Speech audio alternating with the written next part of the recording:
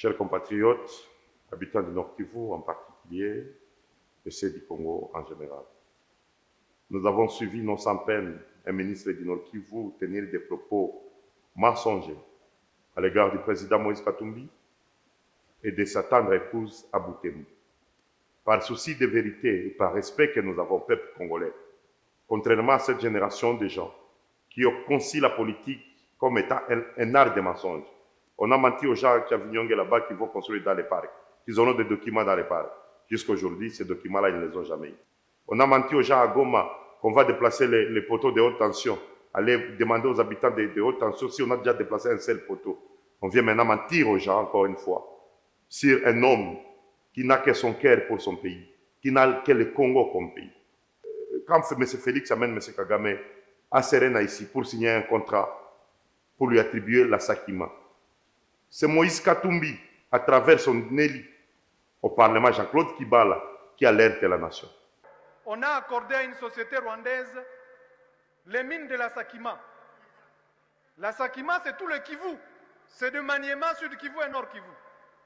Commençons par nous retirer de cet accord. Nous avons signé des accords avec le Rwanda sur la Sakima, sur le traitement et la transformation de nos minéraux au Rwanda. Le Rwanda a installé une raffinerie à Kigali. Là. Ils n'ont pas de l'or. Une usine de raffinerie coûte 5 millions, honorable président. 5 millions de dollars. Je ne vais pas vous dire combien d'argent nous gaspillons ici dans les tralala. 5 millions.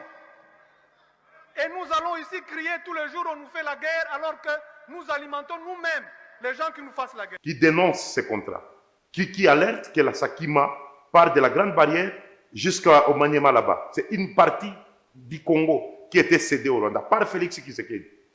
Quand Félix Tshisekedi disait aux Congolais que Kagame était partenaire fiable, c'est Moïse Katumbi qui l'a envoyé. Donc Paul Kagame est un partenaire fiable à vos yeux? Ah oui, absolument. Et nécessaire pour la paix et la sécurité dans la région. Quand Félix Tshisekedi disait aux Congolais que l'Ouganda et les Rwandais sont nos voisins, on doit rester ensemble, on doit vivre ensemble, ce sont ses frères. Est-ce que c'est Katumbi qui disait de le dire? Je ne vois pas comment, en continuant à traiter Paul Kagame ou Yoweri Museveni d'agresseurs, de grands méchants loups, de diables et de tout ce que vous voulez, je ne vois pas comment on peut réussir à obtenir justice et réparation. Quand Félix Tshisekedi a amené Kagame au funérailles de son père, et cette IDP, ça a une longue histoire avec les Rwandais. On a vu Etienne Tshisekedi venir ici, à Goma, à l'époque de l'ASD, quand tout le monde convergeait vers Kinshasa pour réunifier le pays, Tshisekedi est venu ici comploter avec les Rouberois contre la République. Ce sont des faits, nous avons des vidéos et des images.